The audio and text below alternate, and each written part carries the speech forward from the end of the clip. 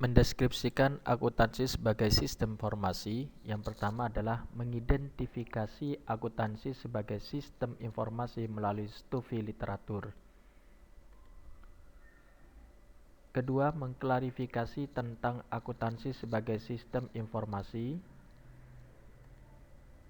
Ketiga, mengolah data dan informasi tentang akuntansi sebagai sistem informasi.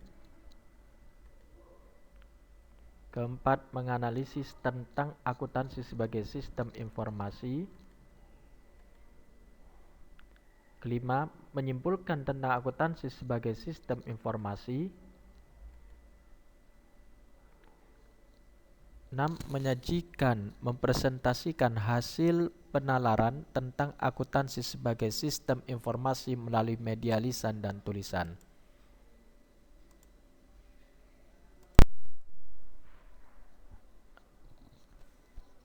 Tujuan daripada pembelajaran akuntansi adalah setelah mengikuti proses pembelajaran, peserta didik diharapkan dapat mengidentifikasi akuntansi sebagai sistem informasi melalui studi literatur, mengklarifikasi tentang akuntansi sebagai sistem informasi, mengolah data dan informasi tentang akuntansi sebagai sistem informasi, menganalisis tentang akuntansi sebagai sistem informasi, menyimpulkan tentang akuntansi sebagai sistem informasi, dan menyajikan atau mempresentasikan hasil penalaran tentang akuntansi sebagai sistem informasi melalui media lisan dan tulisan.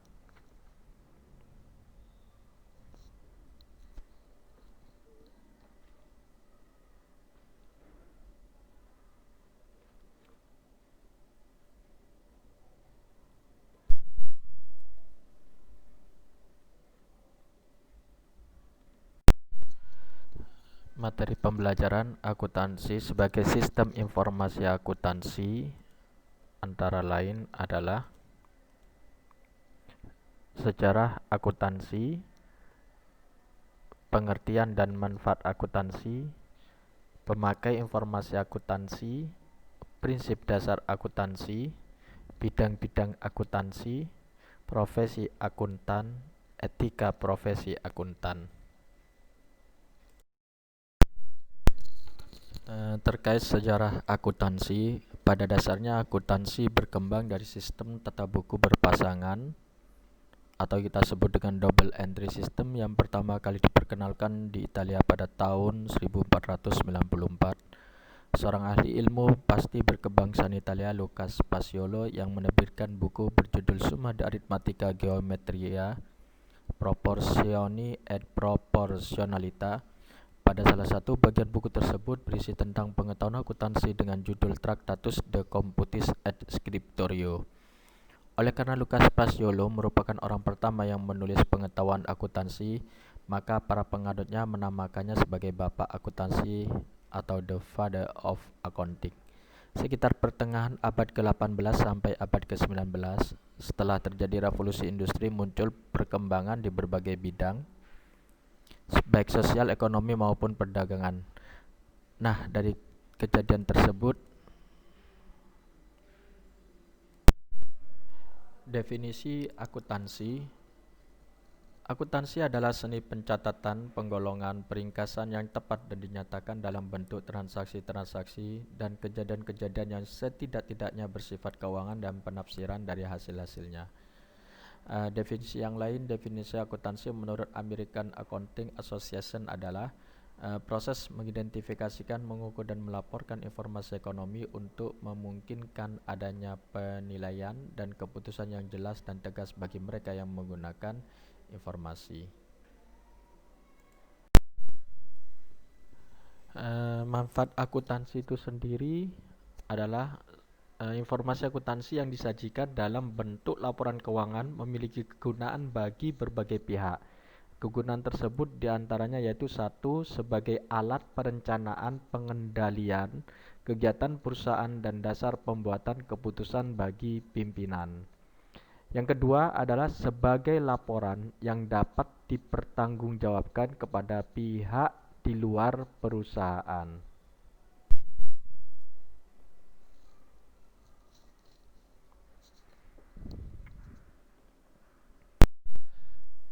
Siapakah pemakai informasi akuntansi? Yang pertama adalah manajer, di mana manajer ini disebut juga dengan sebagai pihak intern atau pimpinan perusahaan. Bagi manajer perusahaan, informasi akuntansi digunakan untuk menyusun perencanaan dan pengawasan terhadap operasional perusahaan atau jalannya perusahaan, mengevaluasi kemajuan yang dicapai dalam usaha mencapai tujuan, dan melakukan tindakan koreksi yang diperlukan.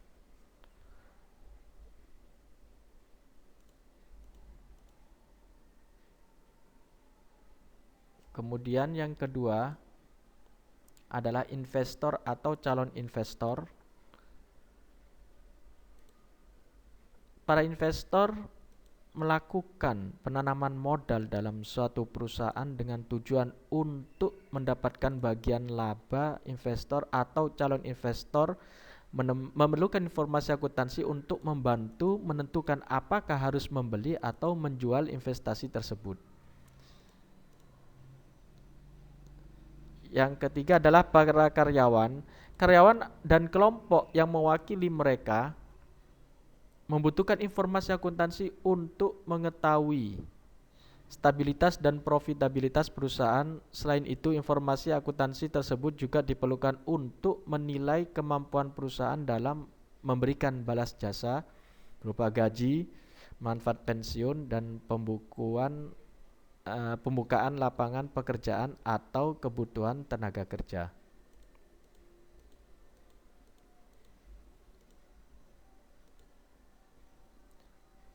Selanjutnya adalah pemberi pinjaman atau bank. Pemberi pinjaman hanya bersedia memberikan kreditnya kepada suatu perusahaan yang dipandang mampu mengembalikan atau mengangsur pinjaman beserta bunganya pada saat jatuh tempo atau tepat pada waktunya.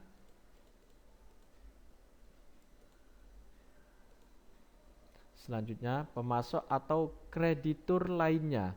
Pemasok atau kreditur lain tertarik dengan informasi akuntansi yang memungkinkan mereka untuk memutuskan apakah jumlah yang terutang akan dibayar pada saat jatuh tempo.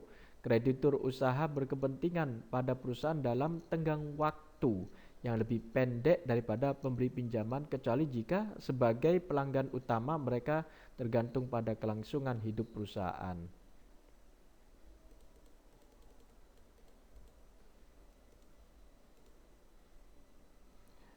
Pelanggan pasti membutuhkan informasi akuntansi untuk kelangsungan hidup perusahaan, terutama jika mereka terlibat dalam perjanjian jangka panjang dengan perusahaan. Pemerintah dan berbagai lembaga yang berada di bawah kekuasaannya berkepentingan dengan alokasi sumber daya dan informasi akuntansi untuk menetapkan kebijakan pajak dan sebagai dasar untuk menyusun statistik pendapatan nasional dan statistik lainnya. Dan yang terakhir adalah masyarakat umum. Perusahaan mempengaruhi masyarakat dengan berbagai cara, diantaranya perusahaan dapat memberikan kontribusi. Bidang spesialisasi akuntan, akuntansi keuangan atau akuntansi umum yang biasa disebut dengan financial accounting. Akuntansi keuangan adalah akuntansi yang kegiatannya sejak dari pencatatan transaksi sampai dengan penyusunan laporan keuangan untuk kepentingan pihak di luar perusahaan seperti investor, kreditur, pemerintah, dan lain-lain sebagainya. Yang kedua adalah akuntansi manajemen atau manajemen accounting. Akuntansi manajemen adalah akuntansi yang meliputi segala kegiatan di dalam perusahaan dan membantu manajemen perusahaan untuk pertimbangan pengambilan keputusan. Sedangkan akuntansi publik adalah akuntan yang kegiatannya memberikan jasa untuk kepentingan perusahaan dengan sejumlah pembayaran tertentu atau disebut juga akuntan ekstern. Yang keempat adalah akuntan anggaran atau budgeting. Akuntansi anggaran adalah akuntan yang menyajikan kegiatan keuangan untuk jangka waktu tertentu, dilengkapi sistem penganalisaan dan pengawasannya. Yang kelima, akuntansi pemeriksaan atau auditing. Akuntansi pemeriksaan adalah akuntansi yang berhubungan dengan pemeriksaan bebas atas akuntansi umum yang biasanya dikerjakan oleh akuntan publik. Sedangkan akuntansi perpajakan atau tax accounting, akuntansi yang berkaitan dengan masalah perpajakan seperti pengisian SPT, perhitungan PPh, PPN dan sebagainya, dengan tujuan untuk memenuhi peraturan perpajakan yang berlaku dan menekan pajak seminimal mungkin. Selanjutnya, yang ketujuh adalah akuntansi biaya atau cost accounting. Akuntansi biaya adalah akuntansi yang kegiatan utamanya ditujukan untuk menghitung biaya-biaya produksi yang dikeluarkan perusahaan pabrik atau perusahaan industri. Kemudian sistem akuntansi, accounting system. Sistem akuntansi adalah akuntansi yang berhubungan dengan prosedur akuntansi dan peralatannya serta penentuan langkah dalam pengumpulan dan pelaporan data keuangan. Asumsi dasar penyusunan laporan keuangan yang pertama adalah asas akrual basic. Dasar akrual. Berdasarkan asas ini, perusahaan harus menyusun laporan keuangan atas dasar akrual kecuali arus kas. Yang kedua adalah asas cash basic, dasar tunai.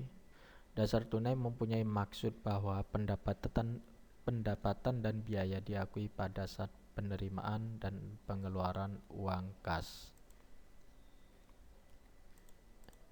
Yang ketiga adalah asas kesatuan usaha, konsep entitas. Konsep entitas atau kesatuan usaha mempunyai pengertian bahwa laporan keuangan digunakan baik oleh suatu organisasi atau bagian dari organisasi yang berdiri sendiri maupun terpisah dari organisasi lain atau individu lain. Yang keempat, asas going concern, kelangsungan usaha.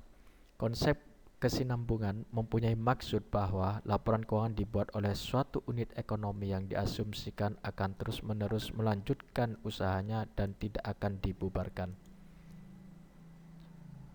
5. Asas perbandingan pengeluaran beban dengan penghasilan atau matching concept. Dalam laporan keuangan, pengeluaran beban yang diakui dalam laporan laba rugi berdasarkan atas dasar hubungan langsung antara biaya yang timbul dengan pos penghasilan tertentu yang diperoleh.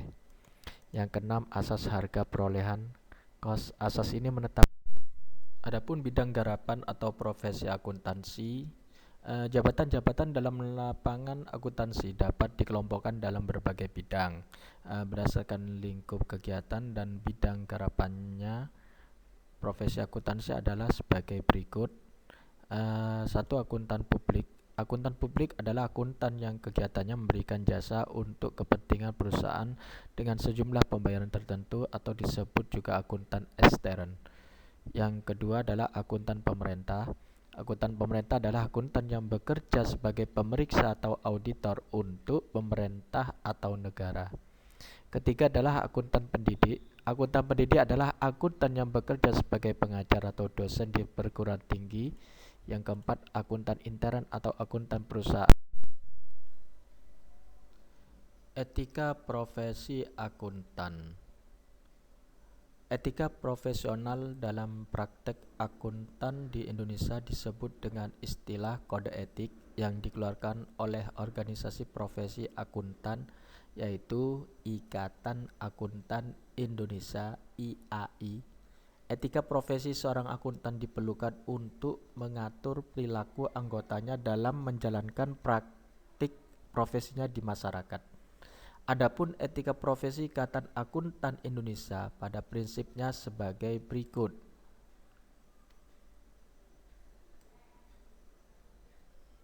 Kepentingan publik. Etika ini mewajibkan setiap anggota untuk senantiasa bertindak dalam kerangka pelayanan kepada publik, menghormati kepercayaan publik, dan menunjukkan komitmen atas profesionalismenya. Kedua, tanggung jawab profesi.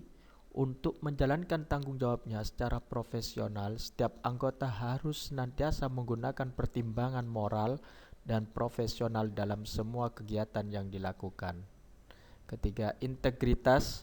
Untuk memelihara dan meningkatkan kepercayaan publik, setiap anggota harus memenuhi tanggung jawab profesionalisnya dengan integritas setinggi mungkin. Keempat, objektivitas. Objektivitas adalah suatu kualitas yang memberikan nilai atas jasa yang diberikan anggota. Yang kelima, kompetensi dan kehati-hatian profesional. Adapun dimaksud dengan kompetensi dan kehati-hatian ini adalah setiap anggota harus melaksanakan jasa profesionalisnya dengan prinsip kehati-hatian kompeten dan ketekunan serta mempunyai kewajiban untuk mempertahankan pengetahuan dan keterampilan profesionalisnya pada tingkat yang diperlukan. Kerahasiaan. Prinsip kerahasiaan yang dimaksud yaitu setiap anggota harus menghormati kerahasiaan informasi yang diperoleh selama melakukan jasa profesional dan tidak boleh memakai atau mengungkapkan informasi tersebut tanpa persetujuan. Ketujuh, perilaku profesional. Perilaku profesional dimaksudkan bahwa setiap anggota harus berperilaku konsisten dengan reputasi profesi yang baik dan menjauhi tindakan yang dapat mendiskreditkan profesi. Dan yang 8, standar teknis. Setiap anggota wajib melaksanakan jasa profesionalnya sesuai dengan standar teknis dan standar profesional yang relevan.